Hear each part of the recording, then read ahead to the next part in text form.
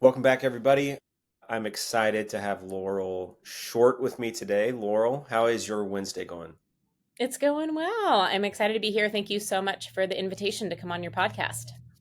Of course, you and I have gotten to know each other a little bit over the last few years, but for everybody, just can you kind of go back to like your history both as a provider and as an athlete? Because I think both of those are going to be important for us to get a glimpse of. Yeah, absolutely. So, as a provider, I've been a nurse since 2000, so it'll be 20 years next year. And I've been a nurse practitioner for 15 years. The first 10 years, I worked in outpatient physical medicine and rehabilitation. I really got a broad experience working with patients who had non-surgical orthopedic issues, and I worked with a lot of patients who also had neurologic issues, a lot of bone health, chronic pain, so just a real good variety of patients. And in 2020, during the pandemic, kind of my silver lining to COVID was having some time for things to slow down and process. And I've been in the same place for 10 years. I'd finished my doctorate with an emphasis on self management for migraine. And I had this epiphany while I was on a bike ride, actually, fall of 2020, that if I went back to the primary care space, I felt like I could make a big difference in taking the skill set I'd learned in specialty back to primary care and really reaching patients at the front lines. So as I did that, I joined a practice called Sunflower Medical here in Kansas City. It'll be 5 years next spring. I've been able to really work with a variety of patients for primary care, and then I also run a headache clinic for the practice. And I love working with endurance athletes because I'm also an endurance athlete. Yeah. So were you a triathlete before you became a nurse, or did those start at the same time? Which one of those happened first for you? The trajectory there. I Yeah, started yeah, yeah. running, yeah, I started running at the end of high school just kind of for fun and stress relief. My dad got me into running actually. I had not been a sporty, I didn't think of myself as a sporty kid. Um, Sure. Kind of one of those adult onset athletes. So did a lot of running starting in my late teens and 20s, started running half marathons. It'll be 20 years ago. Did my first half marathon when I was 21. So mostly running half marathons, and then about 5 years ago transitioned to triathlon. I'd always enjoyed the cross training with Hmm. running, and then formally training for triathlon. When you find your thing, you're like, this is it. Yeah, sure. This is my sport. So yeah, I love it.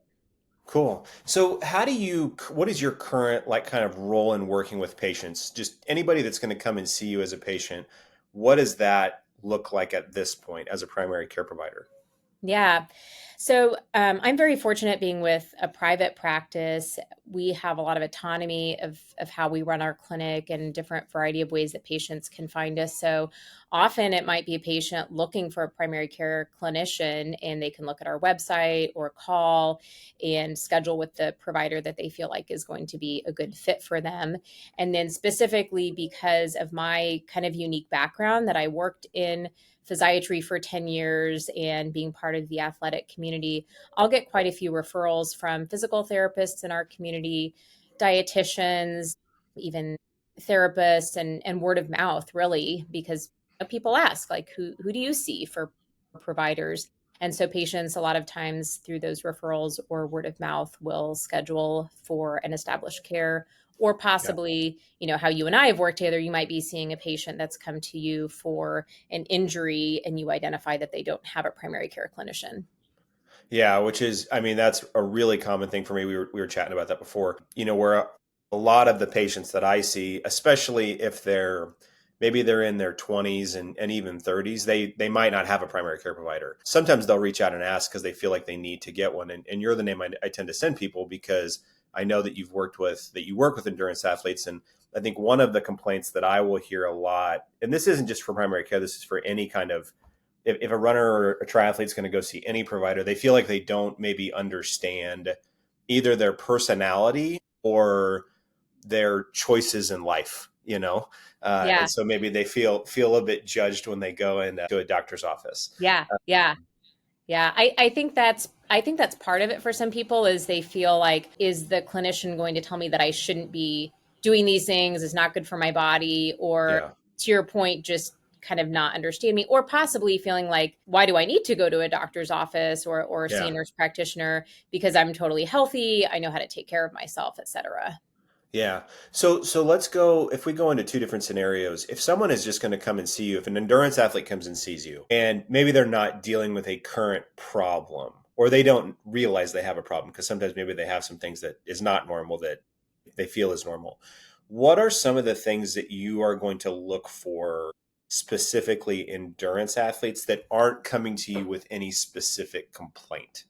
Yeah. So I think meeting someone when they're not having issue is kind of a best case scenario, right? Because the way I phrase it is it's great to get to know each other and develop a rapport when you're not having a problem, because then when you are, we already know each other and it's a lot easier to make a plan on what diagnostic tests need to be done and who to get you with and so forth. And when I'm working with any patient, it's just starting off with, tell me about your health history. Do you have current goals? Things like that. Specifically, if I'm working with endurance athletes, I want to know about, what's your current training situation? Do you have anything on the calendar? And how are you feeling with that training? So the basics, right? So we kind of head to toe. How's your sleep? How's your mood?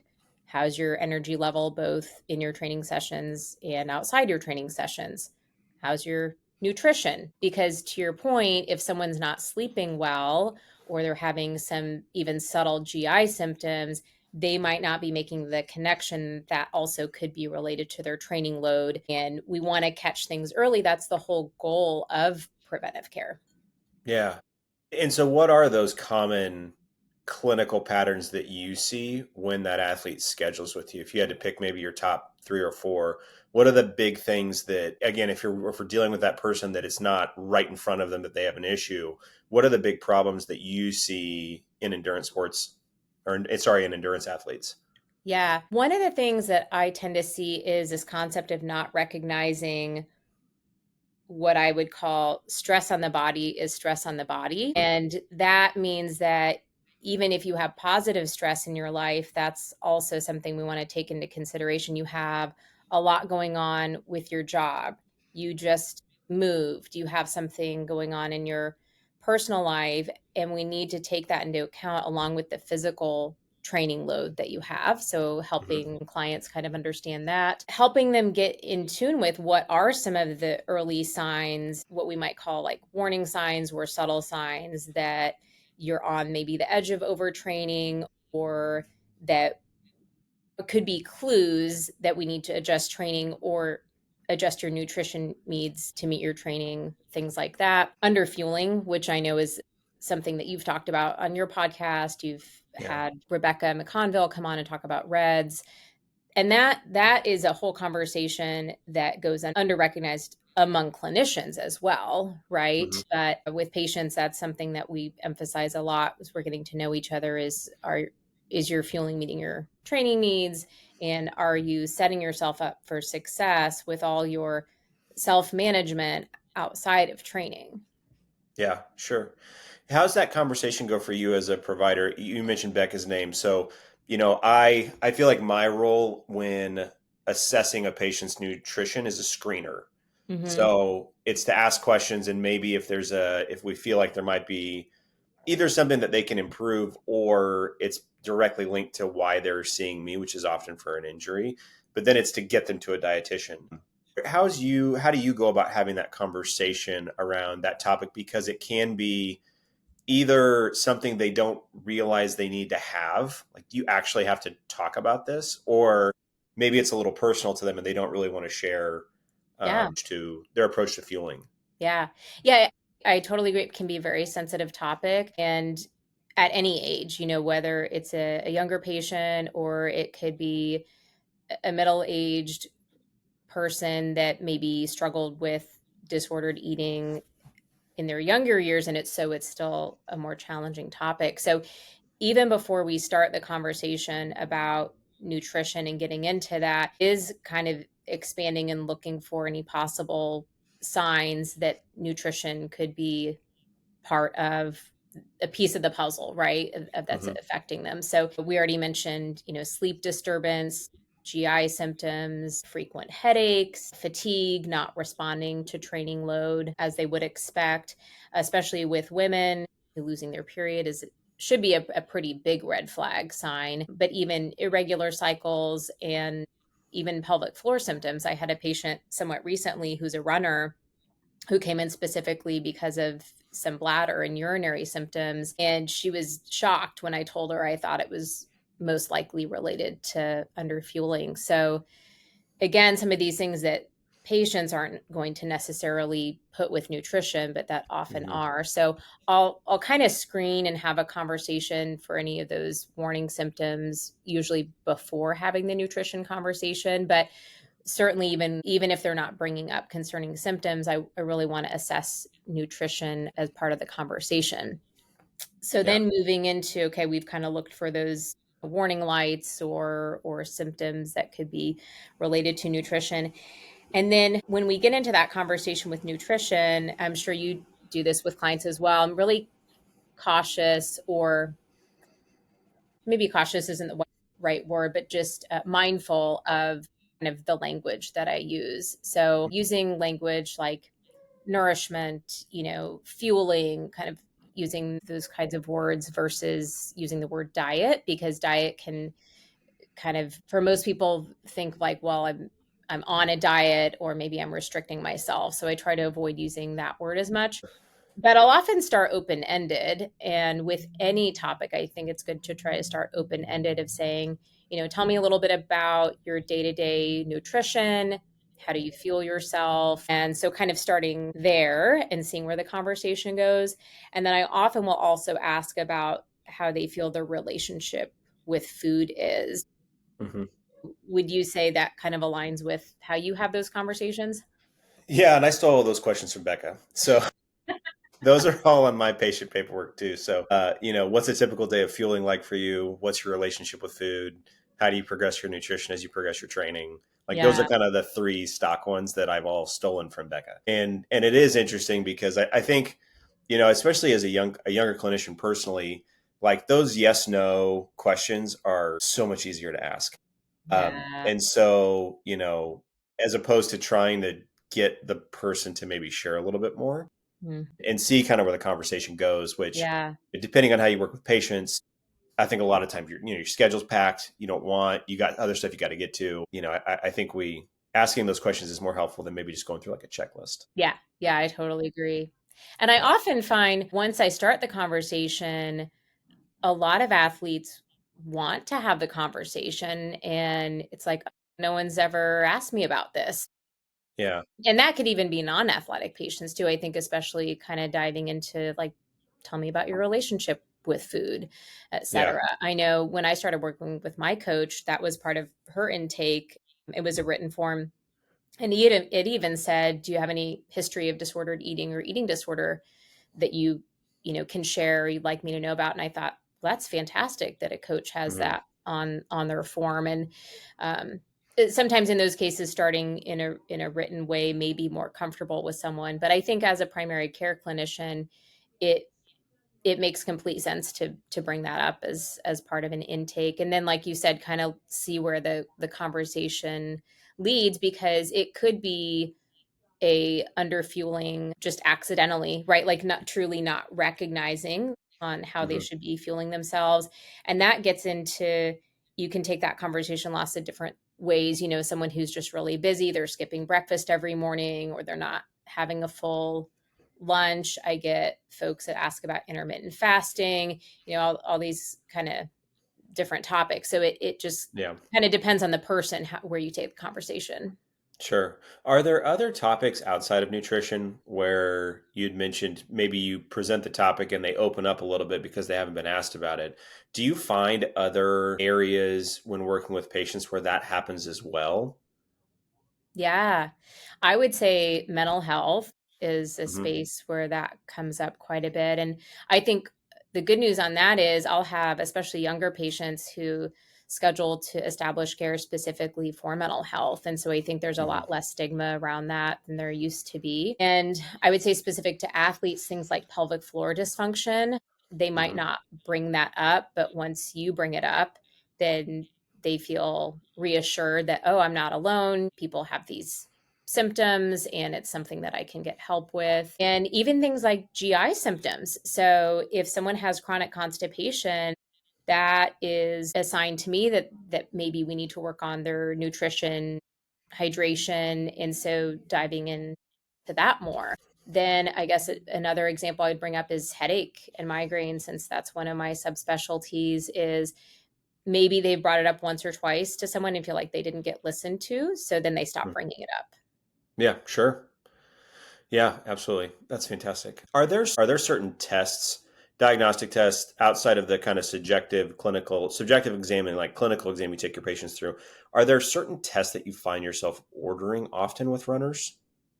Yeah, and in general, whether someone is an athlete or not, I think it's a great idea to have annual physical, right? Hmm. Even if you don't feel like anything is wrong. Just like when you're a kid, you go to the pediatrician once a year. So why wouldn't you come in once a year, see your primary care clinician, and then again, say, you have your physical in January, and then in May you have an injury or something doesn't feel right. It's a lot easier for your clinician to develop a plan because you're seeing each other on at least an annual basis. Hmm. And so, whether or not someone is an endurance athlete, I recommend labs once a year. And your standard, what we call biometric labs, include a complete blood count, so checking your white blood cells and red blood cells, a metabolic panel, your thyroid, your cholesterol, and diabetes screening. So, those are Hmm. kind of the standard five. And then with athletes, I will very often add vitamin D. I'll add a B12, especially if they're a plant based athlete, and an iron panel. So, especially women, but also men, when they're athletic, can have a complete normal blood count. So, their blood cells, look normal, but they could still have a low iron or low ferritin, which is stored iron. Hmm. And we know that it's important to have your stored iron in a therapeutic range as an athlete to help you with your stamina and your ability to handle training load. And vitamin D is really important for bone health, as you know. But when I'm educating patients, I find many of them don't know that you peak your bone health as a young adult, right? And Hmm. so it just drives me nuts when insurance doesn't want to pay for a vitamin D lab in a 25-year-old, because that's when we should really be educating, especially our female patients. We shouldn't be waiting until perimenopause and menopause. So Sure. getting those labs checked once a year. And then outside of labs, depending what the patient's going through, for example, if it's a female patient who's had any sort of amenorrhea or loss of period issues, especially if it's been 6 months or more, then we'll look at doing a bone density test on younger Hmm. patients, or if they've had a low impact fracture, stress fracture. And some patients, we might even do an EKG, depending if they are experiencing REDS or any sort of long term undernutrition. And an EKG is a simple test that looks at the pattern of the heart wave and heart rate. Cool. You'd mentioned ferritin. One of that was maybe the first kind of lab value as a younger clinician I realized needed to be interpreted differently for an endurance athlete than a general population kind of client. So often, and I don't see this as much anymore, but I'm sure it still happens. I would see a high school kid who would have, maybe they had their preseason physical and they had iron and ferritin looked at, and their ferritin was 25 or Mhm. 22, or it was something that for the general population was within normal limits. But then again, as I learned more, eventually that's someone that, like, actually they need to probably be on supplementation Mhm. because of what they're doing and when they're in the season. Are there other values like that you see that need to be interpreted differently for the endurance athlete that maybe people miss sometimes? Yeah. Oh, that's such a great question. Vitamin D would be another one, because technically vitamin D starts at 30 for well, and really, whether they're an athlete or not, I prefer 40 or higher on Hmm. vitamin D. So that would be another one. But especially if they're athletic, I want their vitamin D at 40 or higher. And hormone levels. So Hmm. I was actually chatting with another primary care clinician about this not that long ago on, there's in one vein, we'll say, is the test going to change the treatment plan? And, if someone is having regular periods, if it's a female patient, that is it really meaningful to check labs because their estrogen and progesterone should be a normal range if they're having periods? However, if someone is in REDS or relative energy deficiency, often their estrogen will drop to a low level. And so it can still be valuable information to see where their estrogen level is at. So Hmm. hormones is another area where we'll order labs. Men, their testosterone can go down if they're in an energy deficit. So those Yeah. can be valuable to check. And they may be, we can't assume if it's a male that has low testosterone, oh, wow, he needs to be on testosterone therapy. Not necessarily. We Yeah. should probably do a consultation with a dietitian first and determine if he's in an energy deficit. And then on the metabolic panel, we can see a subtle or significant shift in liver enzymes when someone is in REDS. And so that's something that we would want to interpret based on their Hmm. nutritional status, and even the cholesterol panel. So someone's cholesterol can also become elevated when they're not fueling properly. Okay. That's helpful. That's super helpful. One of the things I think is really challenging now is there's no shortage of information for our patients. I think always people have maybe taken advice that their training partners tell them and things like that. Like that's been around for a while, but certainly with social media now, and because so many voices that we hear online, I think are incentivized to maybe sell a product because it helps them out. I think it can be really, really hard for consumers to figure out, okay, like what should I be taking? What should I be doing? And so you touched on some of the things that you look at from a testing standpoint with, vitamin D and iron and those kind of things. Um, do you see a lot of errors in just kind of general supplementation? And this might be even more prevalent, I guess, when you're in the triathlon community. I'm Mm-hmm. sure you pick up stuff just by talking and being around others. Are there certain errors that you see now with just kind of people, oh, I got to take this, or I'm going to take this pill, or magnesium, or I got to do, whatever it is. Do you see that often either in your practice or in the triathlon world? Yeah, and I would say it's not that folks are doing it on purpose or that Hmm. it's like they're trying to make an error. It's more there's so much information, and how do I know who to believe, right? Yeah. So Right. even I go to master swim twice a week, and one of the guys in the lane yesterday was like, "Oh my gosh, I just started using this magnesium powder. It's a specific brand." He's like, Yeah. I'll send you a picture of it." He's like, "I'm sleeping so great." So he sent me a picture of it. I'm like, well, I've definitely heard that advertised on podcasts, and Yeah. perhaps it does work well for some people. But in reading the active ingredients, okay, it's magnesium, and that's something that I recommend to patients fairly often to help with sleep and headaches.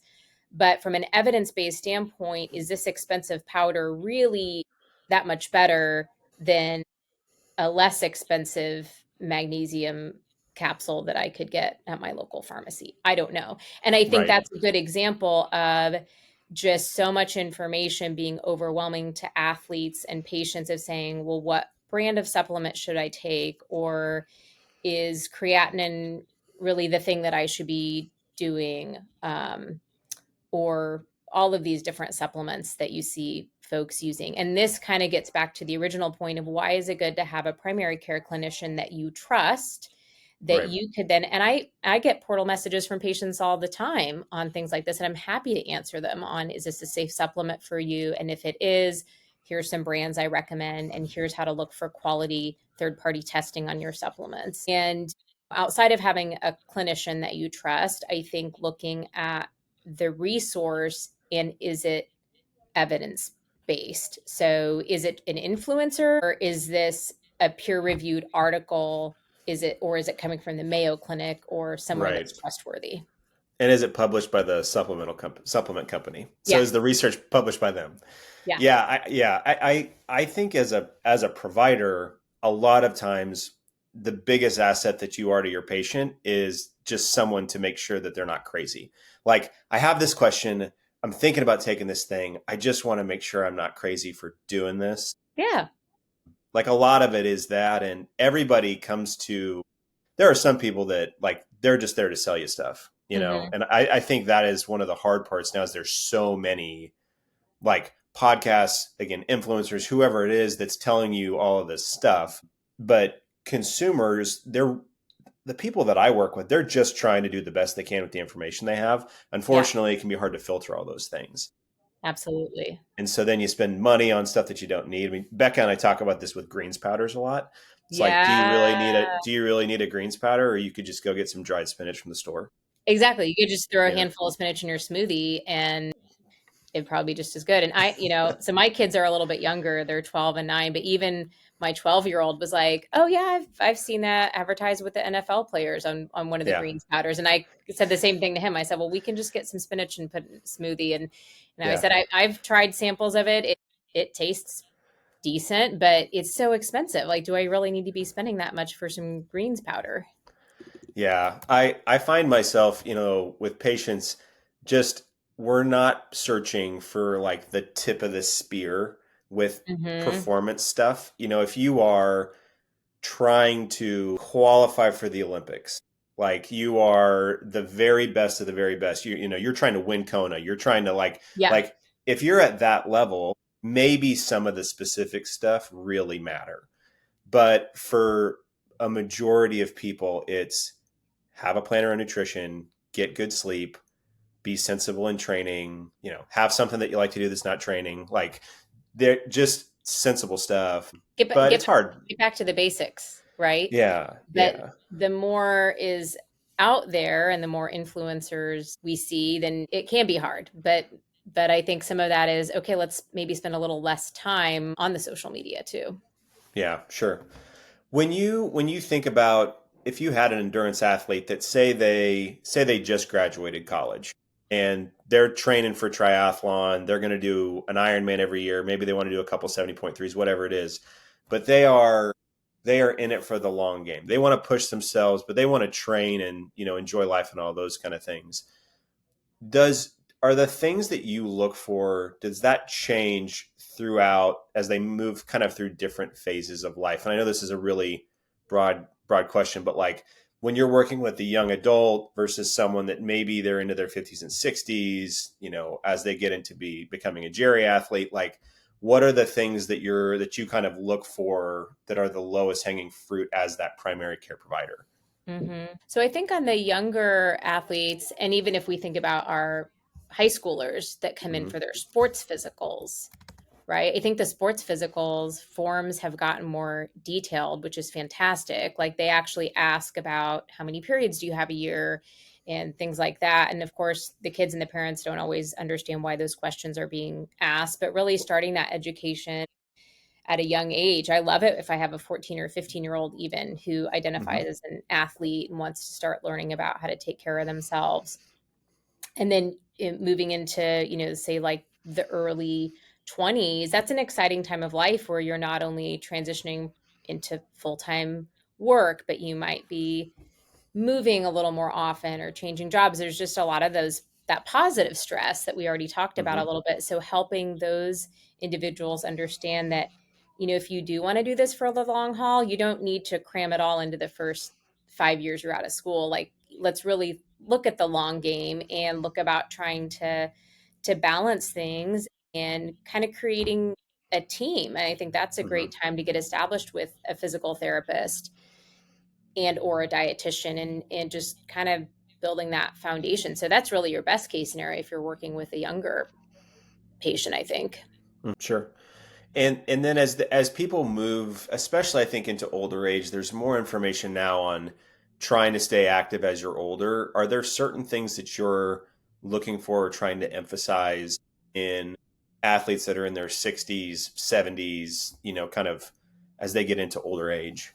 Yeah. And even a little bit before that, I think you mentioned perimenopause and Hmm. menopause, Yeah. who I certainly have a large population of women in that age bracket, I think, because I'm pretty close to that. And so we Hmm. tend to see a lot of individuals who are kind of close to our own generation and cohort. So on those patients, kind of there's more out there. I think we're hopefully at just the tip of the iceberg, but really kind of looking at, is hormone replacement safe for me? What are the trustworthy resources to be looking at for the supplements and Hmm. should I be using a weight vest and all those things. But we do have good evidence on really emphasizing strength training starting in our middle years and extending into the older patients. So that's something that I talk to clients about quite a bit, is incorporating strength training into their routine, maybe shifting the way we think about structuring workout. So for example, I know when I was in my 20s, I loved doing really long speed work intervals, like mile repeats and tempo runs. And now that I'm in my 40s and I have a coach, she never gives me stuff like that. It's shorter intervals, and the runs aren't as long often. Looking at, okay, how am I kind of shifting goals? And you can still want to have big goals of running fast and meeting times, but the way we structure those workout sessions might look different when you're in your 40s versus your 20s and 30s. And then with the patients who are, 60 plus, then we might start adding a little bit more diagnostic testing. So Hmm. looking at bone density testing every 1 to 2 years, looking at bone health in a stronger way, and kind of really looking at aging with grace and saying, okay, if we're wanting to stay active, what are the things that you enjoy that still feel good, Hmm. that are working for your body? And I want to be careful to not tell someone that they quote can't do certain things just because of their age, because some people can run a really long time Yeah. and other people running isn't feeling as good, so maybe we're going to shift to more lower impact things, but it really needs to be individualized. Yeah. Yeah. I think, it's been really interesting clinically to work with a lot of people that go through life transitions and how those transitions change their relationship with sport. So I see this all the time with college athletes where they train and approach things in a very certain way. Sometimes that's unhealthy. A lot of times it's unhealthy in college. Yeah. And then they try to take that same approach to their training as an adult that now has a job. And it's like the wheels fall off a lot of the times. And I think you see the same transition when maybe people get married or they have their first child. And also as people get older, sometimes like the things that you used to do, you either just don't want to do them anymore or they're just not working the way that they used to. And so, you know, to me, even being able to ask, like to just have them reflect, I'm like, it's okay if you don't want to do this anymore. Like I joke around. There's been a couple professionals that I feel like I've motivated them to stop racing professionally because I asked them that question. Yeah. I don't put that on my website, but I'm like, it's okay for you to just be someone that runs and Right. doesn't run for money. Like you can just run and like have a nice Saturday with your, Yeah. wife or whatever. Like Yeah. you don't have to do this forever. You can do it if you want to, Yeah. But but you can also do maybe they something needed different. the permission of you saying that, or just planting the seed for them Yeah. to think about it. And I think that's such a good point about, just because you did it for so many years doesn't mean you have to do it now. And I think about that with our middle-aged individuals of just wanting to stay active and maintain their joint mobility. And so I'll often phrase it as, what are your goals? And kind of Yeah. doing that shared decision making with them and focusing on strength and overall health. So I tell patients all the time, I don't care about your number on the scale, I care about your health. And Right. most of us are not meant to be the same weight throughout our life, which that also can be a sensitive topic, but especially for both women and men as we get to our middle years, focusing on, sturdiness, and let's focus on your strength over trying to meet a specific weight goal. And I care about how you feel. So that gets back to Yeah. fueling, that gets back to your sleep patterns. And I think people really appreciate that, but it's just taking the time to have the conversation. Yeah. Are there any trends that you kind of see now endurance athletes chasing after that you feel like you're either concerned about them or you feel like that this is not a helpful thing to be maybe going after? I And again, think this could be for you professionally or in your, when you're training in and around the triathlon community. Yeah. I actually think we've made so much progress when it comes to focus on nutrition and Hmm. strength that we have now compared to, when I was running marathons and half marathons in my 20s. I think at that time there was a lot more emphasis on being at race weight and Hmm. kind of restricting and focusing more on like being lean to be faster. I'm sure there's still some of that in the running community, but I think it's much improved. And I think the fact that we're seeing a lot more excitement around things like the long endurance running, the trail running, the gravel biking, and triathlon, you really can't succeed at those sports if you're under fueling. So I think there Right. has been a lot better emphasis on fueling properly, both inside workouts, around workouts. For a long time, even in the running and endurance world, I think there was like a fear of carbohydrates. And I think that's gotten a Yeah. lot better. So right now, high carb is becoming trendier again, which is fantastic. So really, I think there's more that I'm excited about versus concerned about. I think a concern I have both as a clinician and parent is the fact that our younger athletes are becoming serious in sport at such a young age, and many of Sure. them are specializing at a young age. So that's kind of more where my concern lies is our younger athletes becoming so serious at a young age and wanting to help them understand, this is a long game. And if you want to be an athlete as a 70-year-old, you really got to respect and take care of your body as a younger athlete. Yeah, sure. Thank you for taking the time to chat today. Where can listeners learn more about you? And then I want to talk about your migraine toolkit too. Oh, sure. So my website for my clinic is Hmm. sunflowermed.com. I'm on Instagram at Laurel Short. Just my name is my Instagram handle. And I also have a headache and migraine website that's focused on self management tools for migraine. And there's some other podcast links to podcasts I've done specific to migraine. That's yourmigrainetoolkit.com. Perfect. And I'll put all those are in the show notes for people to click on. What got you interested in migraines? Yeah, well, on a personal level, my dad has chronic migraine. So I was always Hmm. interested in it after watching experience a parent have that. And then when I worked in outpatient physical medicine and rehabilitation, we worked with headache and migraine patients and just organically started developing a headache clinic there. So Hmm. it was one of my goals when I joined Sunflowers to be able to offer a headache clinic within primary care because 70% of people with headache and migraine seek care from their primary care clinic. Hmm. And across the board, we know migraine is extremely common, also common in athletes, people that tend to kind of push themselves. We know there's obviously not causation, but correlation there Hmm. with those kinds of individuals. And it can be a long wait time to get in with a headache specialist. So the goal was Sure. to create an opportunity within primary care. Cool. That's awesome. Yeah. Yeah. Everybody be sure to check that out. Laurel, thank you for taking the time to chat. Hope you have a good rest of your day. Yeah. Thanks so much for having me.